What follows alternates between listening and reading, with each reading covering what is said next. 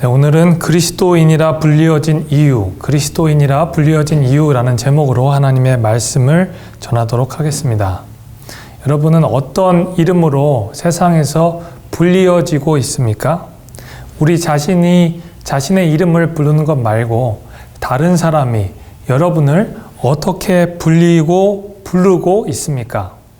제가 미국에 처음 와서 이제 자동차를 구매하고 얼마 지나지 않아서 이 자동차가 중고차이기 때문에 타이어를 갈게 됐습니다. 그래서 이제 한국 분이 운영하시는 그 타이어 업체에 가서 타이어를 가려고 이제 찾아갔습니다. 그래서 사장님이랑 이런저런 이야기를 하고 이제 교회 얘기도 자연스럽게 하게 되었습니다. 이제 타이어를 다 갈고 나서 이제 사장님이 끝날 때 저한테 이렇게 얘기하시는 겁니다. 회관 다니세요? 라고 얘기를 했습니다. 저는 회관이 뭔지 모르니까 이 지역에는 그 회관이 마을회관 같은 게 잘 되어 있나 보다 라는 생각을 하게 되었습니다. 그래서 나중에 이것에 대해서 동네 분들과 한번 얘기를 하면서 들었더니 이 회관이라는 것이 그 왕국회관이라고 하는 그 여호와의 증인을 말하는 것이었습니다. 제가 곰곰이 생각했어요. 내 자신이 또 그리스도인이라고 생각이 될 수도 있지만 다른 사람이 볼 때 내 안에 예수님이 보이는 것 같기도 하고 또 이단의 향기가 있나 라는 생각도 하게 되었습니다. 저는 오늘 말씀을 준비하면서 그 생각이 났던 거예요. 내 자신은, 여러분은 다른 사람에게 어떤 사람으로 불리고 있습니까? 지금 한국 사회 또 미국 사회에서 이 코로나 이야기가 너무나도 화제가 됩니다. 우리의 삶 가운데 많은 어려움이 있지요. 그런데 그 이야기 중에서 코로나가 어떻게 번지는가, 그 장소적인 이야기 중에 교회가 빠질 수가 없습니다. 어느 교회에서 이 코로나가 많이 번졌더라. 그리고 어느 교회에서 예배 중에, 그리고 예배 끝나고 식사 중에 코로나가 번졌다라는 얘기를 심심치 않게 듣습니다. 그래서 그 코로나 이름을 어느 교회 발 코로나, 또 어느 교회 발 코로나라고 하는 모습에 많이 마음이 안타까웠습니다. 우리 자신은 어떻게 불리우는가? 교회는 세상에서 어떻게 보여지는가? 이것은 굉장히 중요합니다. 많은 사람들이 교회에 대해서 안 좋게 평가할지라도 우리는 우리 안에 있는 예수님을 잘 증거해야 합니다. 뿐만 아니라 우리는 세상에서 욕먹는 기독교가 되어서는 안 되지요. 왜냐하면 세상의 법과 규칙들을 잘 준수하면서 세상과 함께 살아가야 하는 것입니다. 여러분, 다시 한번 질문합니다. 세상 사람들이 저와 여러분들을 어떻게 부르고 있습니까? 오늘 말씀을 통해서 오늘 그 해답을 찾기를 원합니다. 세상 사람들이 부르는 나의 모습이 무엇인지 오늘 말씀을 통해서 우리가 찾기를 소망합니다. 오늘 말씀에 있는 공동체, 바로 안디옥 교회였지요. 안디옥 교회 성도들은 성경에 처음으로 자기 자신과 또 그 교회 공동체를 그리스도인이라 라고 불리어진 교회였습니다. 내 자신이 예수님을 믿는 사람이야 라고 말하는 것이 아니라 다른 사람들이, 예수님을 믿지 않는 사람들이 그 공동체를 보고 이 사람들은 그리스도인이다 라고 선포하고 있었습니다. 그들 가운데 예수님이 보였기 때문이죠. 예수님을 보았기 때문입니다. 그렇기 때문에 오늘 말씀을 통해서 어떻게 하면 내 안에 예수님이 보여질 수 있는지 이 안디옥 교회 성도를 통해서 알아보기를 간절히 바랍니다. 첫 번째, 안디옥 교회 성도들이 그리스도인이라고 불리어진 이유는 바로 그들 마음 가운데 있었던 겸손 때문이었습니다. 제가 20절 말씀을 읽겠습니다. 그 중에 구브로와 구레네 몇 사람이 안디옥에 이르러 헬라인에게도 말하여 주 예수를 전파하니. 아멘. 네, 오늘 말씀에서 예수님의 복음이 전해지는 내용이 나옵니다. 하나님께서 하나님의 말씀에 사로잡힌 사람 스데반을 통해서 복음이 증거되게 하셨는데 이 스데반의 순교로 말미암아 더 이상 예루살렘에서 하나님의 복음이 전해질 수 없는 환경이 되었습니다. 그래서 많은 제자들과 예수님을 받는 사람, 예수님을 믿는 사람들이 이 핍박을 피해 북쪽으로, 동쪽으로, 서쪽으로, 남쪽으로 피난하게 되었습니다. 이 스데반의 일, 이 박해가 오히려 복음이 전해질 수 있는 그 기회가 되었던 것입니다. 그 중에 구브로와 구레네 몇 사람이 있었습니다. 이 사람이 예루살렘으로부터 약 몇백 킬로 떨어진 안디옥이란 지역에 이르러서 하나님의 말씀, 예수 그리스도를 전했다, 예수 그리스도를 전파했다라고 되어 있습니다. 오늘 말씀에 이렇게 되어 있죠. 헬라인에게도 말하였다라고 되어 있는 겁니다. 하나님의 복음이 제자들과 일곱 집사를부터 예루살렘에 전해졌다가 이제 복음이 안디옥 지역까지 퍼졌는데 이 어떤 사람들은 이 복음을 유대인에게만 전하였던 것입니다. 그런데 이 복음이 유대인에게만 전해야 했습니까? 아니지요. 이 복음에 대한 오해가 없었던 구브로 사람과 구레네 사람들이 헬라인에게도 복음을 전했던 것입니다. 예수님께서 그리스도이시다. 당신들이 볼 때 그 헬라 문화, 그 융성한 문화 가운데서 저 예루살렘에 있는 그 나사렛 작은 예수 그리스도일지 모르지만 그 예수 그리스도께서 이 땅 가운데 오셔서 구원 사역을 이루어 주셨고 당신의 죄를 해결하기 위해서 이 땅 가운데 오셨다라는 복음을 전파했던 것이었습니다. 그런데 저는 오늘 첫 번째 대지를 그들 가운데 있는 겸손이 그 구레네 사람 몇 사람이 구브로와 구레네 몇 사람의 겸손이 바로 겸손 때문에 그리스도인이라 불려졌다라고 이야기를 했습니다. 왜 그렇게 말씀드렸냐? 바로 오늘 말씀의 해답이 있습니다. 구브로 사람과 구레네 몇 사람이 예수를 전파했다라고 성경은 기록하고 있습니다. 우리가 잘 알다시피 사도행전의 저자는 누가입니다. 누가는 의사였고 그 누구보다 명철한 사람이었습니다. 그래서 자기를 도와주었던 사람들, 그리고 성경에 기록되어 있는 사람들을 빠짐없이 꼼꼼히 적었던 사람입니다. 그런데 그가 왠지 오늘 나오는 구레네 사람과 구브로 사람을 이름을 기록하지 않습니다. 복음이 이제 유대에만 머무르지 않고 이방에게 전파될 수 있는 아주 중요한 그 다리 역할을 했던 이 사람들을 단지 몇 사람이라고 기록하고 있습니다. 성경학자들은 두 가지로 추적합니다. 첫 번째는 누가가 이것을 의도적으로 뺐다. 그리고 두 번째는 이 사람들이 자기의 이름이 드러나지 원하지 않기 위해서 누가에게 부탁했다라는 두 가지 설을 갖고 있습니다. 이 두 가지 내용을 다 종합해 볼 때 그들이 갖고 있는 겸손함에 주목하지 않을 수가 없는 것입니다. 하나님의 영광을 드러내기 위해서 자신의 이름을 드러내지 않는 것이 바로 겸손인 겁니다. 성경에 자기의 이름이 기록되는 것이 얼마나 영광스러운 일인데 그 이름이 기록되지 않는 그 겸손의 모습, 바로 예수님이 모셨던 그 겸손의 모습이 바로 구레네 사람과 그리고 구브로 사람들 마음 가운데 있었던 것입니다. 그들은 예수님의 말씀을 자기 마음속에 간직했던 사람이었습니다. 예수님이 이렇게 말씀하시지요. 그러므로 너희는 구제할 때에 자기의 사람에게서 영광을 받으려고 회당 거리에서 하는 것 같이 너희 앞에 나팔을 불지 말라. 진실로 내게 이르노니 그들은 자기 상을 이미 받았느니라. 라고 예수님께서 하신 말씀을 구브로 사람과 이 구레네 사람의 마음 가운데 가지고 있었던 것이었습니다. 그 사람들은 자기의 이름이 기록되지 않았지만 상 주시는 그 일을 바라보면서 한 발짝 한 발짝 걸어가고 자기의 복음을 하나님의 복음을 전파했던 것이었습니다.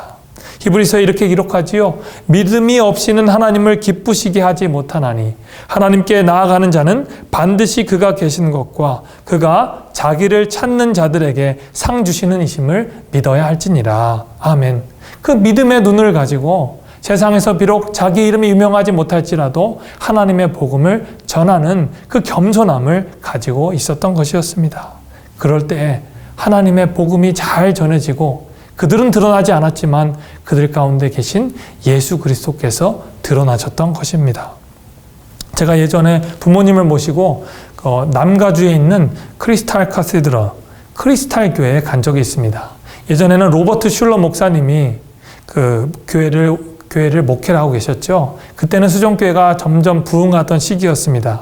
그러나 안타깝게 그 시대 때는 제가 기억하기로는 교회가 다른 곳으로 천주교로 팔리려고 하는 그런 상황이었습니다. 그래서 이름을 크리스털 철치가 아니라 크리스털 커시드럴로 바꿨던 것을 기억합니다. 제가 유난히 기억나는 것이 있었습니다. 교회를 들어가는 그 길에 비 같은 거, 돌 같은 거를 쫙 깔았더라고요. 교회 건물이 얼마나 넓은지 몰라요. 그 돌에 어떤 것이 새겨져 있냐면 그 교회에 헌금한 사람의 이름이 새겨져 있더라고요. 그런데 그 돌의 크기가 다른 거예요.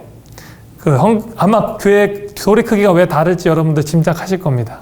돌 크기가 이만한 것도 있고요. 거의 비석 수준으로 된 그 돌도 있었습니다. 하나님 앞에 정말 드리고 싶은 마음으로 드렸을 수도 있는데 그 이름의 크기를 이렇게 구분해 놓는 모습이 마음이 안타까웠습니다. 그리고 그 다음 몇 년 지나서 그 크리스탈 커시드럴을 다시 한번 방문했습니다. 그때는 이제 완전히 교회 용도가 전용되었고 그 커시드럴 하나만 남고 그 커시드럴은 이제 연극하는 용도로 바뀌고 나머지는 그 옆에 있는 병원의 주차장으로 바뀌게 되었습니다. 그 밑에 있는 그 비석들이 어떻게 되었을까요? 제 기억으로는 거의 다 사라지는 그런 안타까움을 표했습니다. 참 여러분 이것을 보면서 저는 어떤 생각을 했냐. 저렇게 비석을 새기는 것이 얼마나 좀 부질없고 아무 쓸모없는 것인가. 하나님 앞에 내 이름이 생명책에 쓰여지는 것에 기뻐해야 되는데 세상에 있는 것에 내 이름을 새기려는 그런 욕구가 사람 마음 가운데, 내 마음 가운데 얼마나 많은지 생각하게 되었습니다. 그것을 세상에 있는 것에 내 이름을 새기려고 하지 말고 내 안에 계신 예수 그리스도를 드러낼 때 우리가 그리스도인이라고 불려질 수 있는 것입니다. 내 안에 있는 겸손이 드러나는 것이 아니라 내 안에 있는 예수 그리스도가 드러나는 것이 바로 내가 그리고 여러분이 그리스도인이라고 불려질 수 있는 비결인 것입니다. 바로 그것이 구레네 사람들과 구브로 사람들이 자기의 이름이 몇 사람이라고 불려지게 된 그런 계기인 것입니다. 두 번째로 안디옥 교회 성도들이 어떻게 그리스도인이라고 불려졌을까요? 그들은 하나님의 인도하심을 보았던 사람이었습니다. 하나님의 인도하심을 본 사람이었습니다. 21절 말씀에 이렇게 되어 있습니다. 주의 손이 그들과 함께 하심에 수많은 사람들이 믿고 주께 돌아오더라. 여러분 헬라 문화권의 아주 융성한 도시, 몇 대 도시 중에 하나가 안디옥이란 지역이었습니다. 안디옥은 지금 안디옥보다 예전에 있는 안디옥의 그 예수님 당시에 그 로마 헬라 시대의 안디옥이 훨씬 더 컸다고 합니다. 지금의 이 안디옥 지역은 약 30만 정도의 인구가 있는데 예수님 시대의 안디옥은 약 50만 명의 인구가 있었던 지역이라고 해요. 그 헬라의 엄청난 문화권 가운데 있었던 그 사람들이 이 구레네와 구브로 사람들, 그 초라한 사람들이 전했던 그 복음을 듣고 자신이 회심하기에는 그 참 힘든 일이었습니다. 더군다나 그 복음의 내용이 무엇이냐? 예수 그리스도가 구세주라는 것입니다. 그 로마의 문화보다 약한 그 유대 변방의 지역에 있는 그 작은 청년, 약 3년간 사역을 하고 있어서 그 사역을 마무리하고 십자가형으로 삶을 마무리한 그 청년이 바로 자신들을 구원할 구세주라고 말하고 있는 것입니다. 그런데 큰 변화가 일어났습니다. 그 사람들, 그 헬라 사람들, 그 완고한 사람들 마음 가운데 예수님이 그리스도란 사실이 믿어졌던 것입니다. 그것은 기적이었습니다. 누가는 하나님의 말씀이 이렇게 기록합니다. 하나님의 손이, 주님의 손이 그들과 함께 하였다. 이것은 전적인 하나님의 은혜라는 것입니다. 하나님의 손이 함께 하였기 때문에 이것이 가능하다는 것입니다. 여러분 기적과 같은 일 여러분 삶 가운데 많이 있잖아요. 도저히 설명할 수 없는 일들이 저와 여러분들의 삶 가운데 많이 있습니다. 그럴 때 어떻게 고백합니까? 하나님께서 전적으로 하셨다. 바로 오늘 이 복음이 전해지는 것도 전적으로 하나님의 손이 함께하였다라고 고백하는 겁니다. 하나님의 손이 그들을 그냥 내버려 두시지 않고 그 몇 사람에게 하나님의 복음을 전할 수 있는 기회를 주셨던 것이었습니다. 그러니까 그 복음을 듣는 사람이나 전하는 사람은 모두 다 아는 거예요. 하나님께서 살아계시는구나. 예수님께서 진정한 그리스도인이시구나. 저들 마음 가운데 살아계신 그리스도가 계시는구나 라고 깨달았던 것입니다. 여러분, 기적 중에 가장 큰 기적이 무엇일까요? 바로 저와 여러분들이 예수님을 그리스도로 믿는 것입니다. 저와 여러분들이 예수님을 그리스도로 믿고 저 먼 곳 2000년 된 그곳에 있는 그 태어났던 나사렛 예수가 내 마음 가운데 오셔서 내 삶을 자정해 주시고 나의 죄를 구원해 주셨다는 사실에 믿고 반응하며 이 자리에 예배하는 것인 줄 믿습니다. 그것이 바로 기적입니다. 그것이 어떻게 가능합니까? 바로 하나님의 손이 함께 하셨기 때문입니다. 그 기적은 우리가 믿고 싶어서 믿는 것이 아니라 하나님의 손이 함께 하셨기 때문에 믿어지는 줄 믿습니다. 다윗은 이렇게 고백합니다. 내가 주의 영을 떠나 어디로 가며 주의 안에서 어디로 피하리까? 내가 하늘로 올라갈지라도 거기 계시며 수월에 내 자리를 펼지라도 거기 계시나이다. 내가 새벽 날개를 치며 바다 끝에 가서 거주할지라도 거기서도 주님의 손이 나를 인도하시며 주의 오른손이 나를 붙드시리이다. 아멘. 이렇게 고백하고 있습니다. 하나님의 오른손이 저와 여러분들을 붙들어 주셨기 때문에 우리가 이 자리에서 예배할 수 있는 것이고 하나님의 오른손이 우리와 함께 하시기 때문에 하나님이 우리의 삶을 주관해 주시고 예배자로 불러주셨습니다. 이것에 우리가 감사하면서 우리 자신은 가리고 우리 가운데 계신 예수 그리스도를 드러내야 할 줄로 믿습니다. 제가 설교 말씀을 듣다가 한 청년의 간증 이야기를 참 은혜 깊게 들었습니다. 그 청년의 간증입니다. 나는 교회에 다녀주는 무늬만 그리스도인입니다. 저는 성경도 전혀 모르고 그냥 교회만 왔다 갔다 하는 청년입니다. 그런데 갑자기 어느 날 제가 기도하는데 제 말이 달라진 것을 경험했습니다. 교회 매니아들만 하는 그 방언 기도를 제가 하게 되는 겁니다. 하나님 앞에 뜨겁게 기도하고 그리고 하나님 앞에 점점 기도하게 되는 제 자신을 발견했습니다.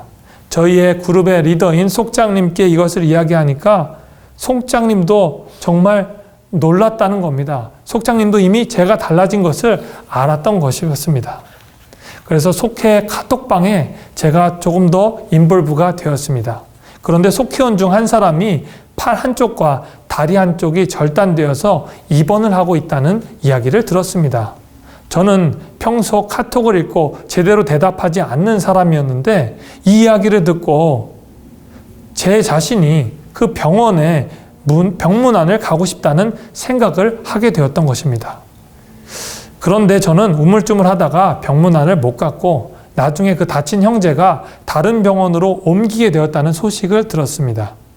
그는 한 번도 보지 못한 형제에게 계속 기도하던 중 저는 한 번도 보지 못한 그 형제에 대해서 계속 기도하던 중 저희 속장으로부터 카톡을 받습니다.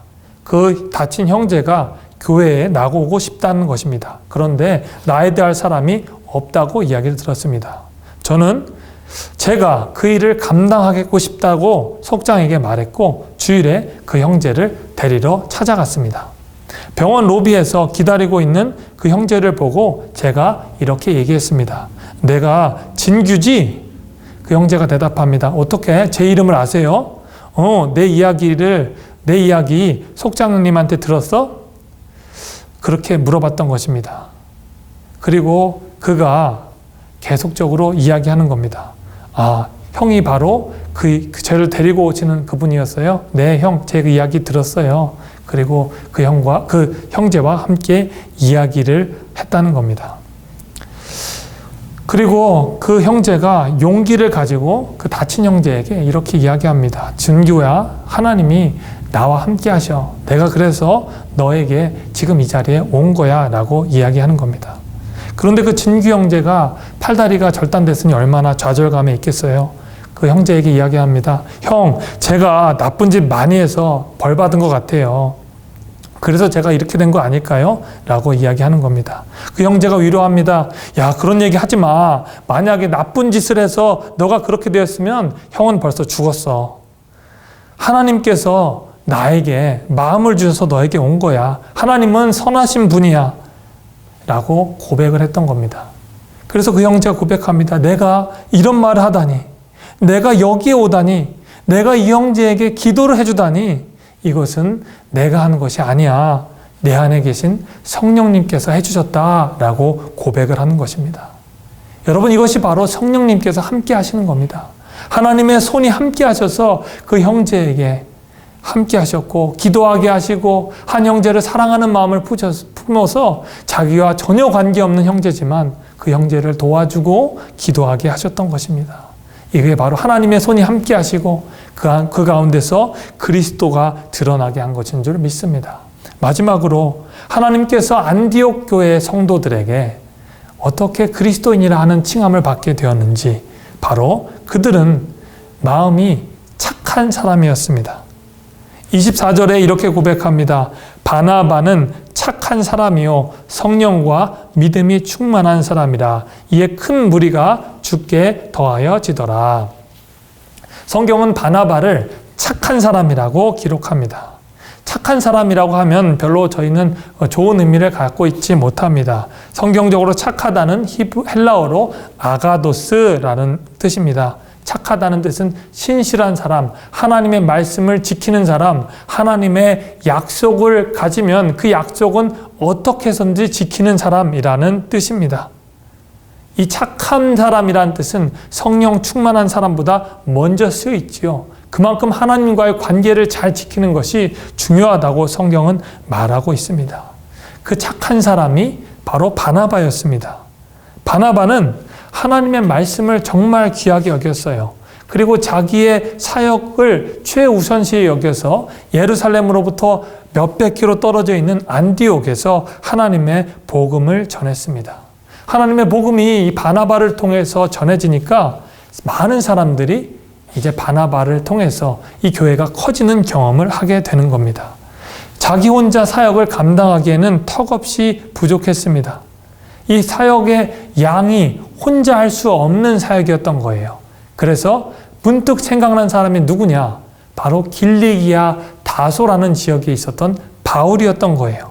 함께 바울과 동역을 하면 얼마나 좋을까? 그는 기대감이 차올랐습니다. 그래서 그는 바울을 찾아갔습니다. 이 안디옥에서 바울이 있는 길리기아 다소까지는 약 80마일 정도 되는 거리입니다. 80마일이라고 하면 약 130km 정도가 되겠지요. 제가 지도를 띄워드리면 이 남쪽에 있는 안디옥에서부터 이 북쪽으로 가서 서쪽으로 가는 그 지역에 길리기아 다소가 있습니다. 사도 바울은 하나님의 은혜를 체험하고 복음을 체험했던 사람입니다. 그가 예루살렘에서도 하나님의 복음을 전해다가 길리기아 다소라는 지역, 자기 고향으로 돌아갔습니다. 성경학적으로 추적해보면 이 사도 바울이 길리기아 다소에서 머물렀던 시간은 약 13년 정도 된다고 기록하고 있습니다. 이 13년 동안 사도 바울이 했던 행적은 전혀 기록에 남지 않습니다. 그런데 이 안디옥에 거주하고 있는 바나바가 길리기아 다소에 있는 사도 바울에게 찾아가서 함께 동역하자라고 제안을 하는 것입니다. 80마일이나 되는 거리, 얼마 안 되지요. 여기서 북쪽에 있는 오클랜드라는 지역까지 가는 것이 한 40마일 정도 되니까 여기서 한 세크라멘토 지역이 우리 장로님 계신 곳 세크라멘토 지역이 한 80마일이 넘을 겁니다. 한 100마일 정도 이상 될 텐데 그것보다 조금 덜 되는 거리니까 얼마 되지 않은 거리라고 생각할 수도 있고, 옛날 사람들은 도보로 활동해서 충분히 걸어갈 수 있다라고 생각할 수도 있습니다. 하지만 여러분 지도를 잘 보세요. 이 지도에 나와서 이 안디옥에서부터 길리기아 다소까지 가는 지역에 큰 산맥이 자리하고 있습니다. 그냥 지나갈 수가 없는 산인 거예요. 저 산맥은 그 지중해에 있는 토러스 산맥이라고 하는 그 산맥의 지류인 아마노스 산이라고 합니다. 이 산은 해발 2000m 정도 되는 산이에요. 우리나라 한라산이 50m 정도 되니까 한라산 정도 되는 높이고 레이크 타워가 약 7,000피트 되니까 레이크 타워 정도 되는 그 높이가 되는 겁니다. 그 아마노스 산을 넘어야만 그 길리기아 다소로 지나갈 수 있는 거예요. 거의 매일 안개나 구름 속에 쌓여 있고 겨울쯤이 되면 그곳에 이 산에 눈이 쌓여 있는 그 지역을 걸어가는 일을 감당해야 됐던 것입니다. 그런데 자기의 사역을 주도권을 양보할 수도 있는 그 상황 가운데 바나바는 주저함이 없이 바울을 데리러 갑니다. 여러분, 우리가 성경을 읽어봤잖아요. 바울의 성격을 우리가 짐작할 수 있잖아요. 한 성격 하는 사람입니다. 그 사람과 동역할 때 바울과 바나바가 함께 잘 될지 개런티가 되지 않는 상황이에요. 그런데 바나바는 기꺼이 그 산맥을 넘어 길리기아 다소에 있는 바울을 데리러 갑니다. 그리고 그를 데리고 와서 하나님의 동역을 함께 합니다. 저는 이렇게 생각합니다. 바나바가 있지 않았으면 지금의 바울이 존재할 수 없었다. 무명의 바울을 하나님께서 돕는 사역자 바나바를 이끌어 주셔서 13년간의 침묵을 깨고 하나님의 사역을 왕성하게 할 수 있었고, 이제 안디옥에서 동역하면서 하나님의 일을 감당하고 3차에 걸친 그 선교 여행의 시작점이 안디옥이 됐던 것은 바로 하나님께서 착한 사람 바나바, 충성된 종 바나바를 사용하셨기 때문이다라고 생각합니다. 여러분, 바나바가 했던 것은 순종이었습니다. 하나님의 말씀에 철저히 순종하고 자기 자신의 주도권을 내드릴 수 있는 그 순종이 바로 바나바의 마음 가운데 있었던 것이었습니다. 세례 요한이 자기의 사역을 감당하면서 예수님이 오셨을 때 이렇게 고백합니다. 나는 그의 신발끈을 매매 풀기에도 적당한 사람이 아닙니다. 그는 흥하여야겠고 저는 약해져야 합니다. 라고 고백하면서 예수님의 사역을 예비했던 사람이었습니다. 그렇기 때문에 사도 세례 요한을 통해서 예수님이 드러났습니다. 저는 목회를 하면서 그런 생각을 합니다. 내 안에서 내 자신이 드러나는 것은 참 위험한 일이다. 목회를 하면서 목회의 누가 주인인가 라는 것이 아니라 목회의 주인 대신 예수 그리스도께서 드러나는 것이 목회다라는 생각을 합니다. 성도님들의 삶 가운데, 제 삶 가운데 예수님께서 드러난다면 비로소 이 사람이 그리스도라고 칭할 것입니다. 제가 제 자녀와 이야기를 하다가 제 자녀의 꿈이 무엇인지 자주 물어볼 때 제 자녀가 목사님이라고 대답을 많이 합니다. 그런데 요즘에는 목사님이라고 대답을 안 하고 담임 목사님이 되고 싶다라고 이야기를 합니다. 자기는 꼭 담임 목사님이 되겠다라는 이야기를 합니다. 왜 목사님이면 좋지 왜 담임 목사님이 됐으면 좋겠냐? 근데 자기가 볼 때는 부목사님은 별로 좋지 않다는 겁니다. 부목사님은 뒤에서 일이나 하지 이 강대상에 나와서 모든 것을 하는 거, 그게 바로 담임 목사의 역할이라고 자기는 담임 목사님이 되고 싶다는 겁니다. 알리는 말씀도 할 수 있고 기도도 마음껏 할 수 있는 그 담임 목사님이 꼭 되겠다. 자기의 교회 이름도 벌써 정했습니다. 행함교회의 담임 목사가 돼서 자기는 복음을 전하는 그 부목사는 되지 않겠다라는 얘기를 하는 겁니다. 제가 이야기를 잘 들어보면서 한편으로 여러 가지 생각을 하게 됐습니다. 그 사역의 우선순위는 정해진 것이 아닌데 그 어린아이가 볼 때도 이 사역자의 역할이 달라서 담임 목회자가 좋은 역할을 감당하는구나 라는 생각을 할 수도 있겠다라는 생각이 들었습니다. 우리의 목회에 우선순위는 없습니다. 목회의 모든 것은 그 안에서 예수님이 드러나는 것뿐입니다. 예수님이 드러나는 것이 바로 목회의 목적이고 성도의 삶의 목적임을 우리가 압니다. 그럴 때에 마지막으로 이 모든 지역의 사람들이 비로소 그리스도인이라 일컬음을 받더라라는 고백을 안디옥 교회 성도에게 하는 것입니다. 여기서 비로소라는 말은 바로 드디어라는 말입니다. 경외의 의미를 갖고 있는 것입니다. 이스라엘 백성들 그리고 복음을 전했던 그 유대인들, 그 사람들이 비로소 그리스도인이라 경외함을 받았다는 겁니다. 손찌검을 받고 손가락질을 받는 그리스도인의 모습이 아니라 존경받는 그리스도인의 삶의 모습이 되었다는 겁니다. 그래서 그 교회가 바로 복음의 전초기지의 역할을 감당했고 2세기, 3세기 그리고 지금 18세기, 20세기에 복음이 전해질 수 있는 그 도화선이 됐던 것입니다. 말씀을 정리합니다. 그리스도인이라고 불렸던 그 안디옥 교회에는 겸손이 있었고 주님의 손에 인도하심이 있었고 하나님 말씀을 지키는 청지기적인 순종함이 있었습니다. 그것이 바로 그들에게 복음이 증거되고 그리스도인이라고 쓰임받았던 원동력이었습니다. 저와 여러분들의 삶 가운데서 내가 드러나는 것이 아니라 내 안에 계신 예수 그리스도가 드러나서 저와 여러분들을 보고 이 사람이 그리스도인이군요. 당신이 기독교인이군요. 당신이 예수님에 대해서 이야기를 하나도 하지 않아도 제가 당신이 그리스도임을 알았습니다 라고 고백받는 그 축복의 역사가 있는 그 귀한 삶이 되기를 간절히 축원합니다. 기도하겠습니다. 하나님 감사합니다. 이스라엘 백성을 통해서 예수님을 믿는 사람을 통해서 그리고 안디옥 교회를 세워지게 하시고 그 교회에 있는 성도들이 비로소 그리스도인이라는 고백을 받는 축복을 누렸습니다.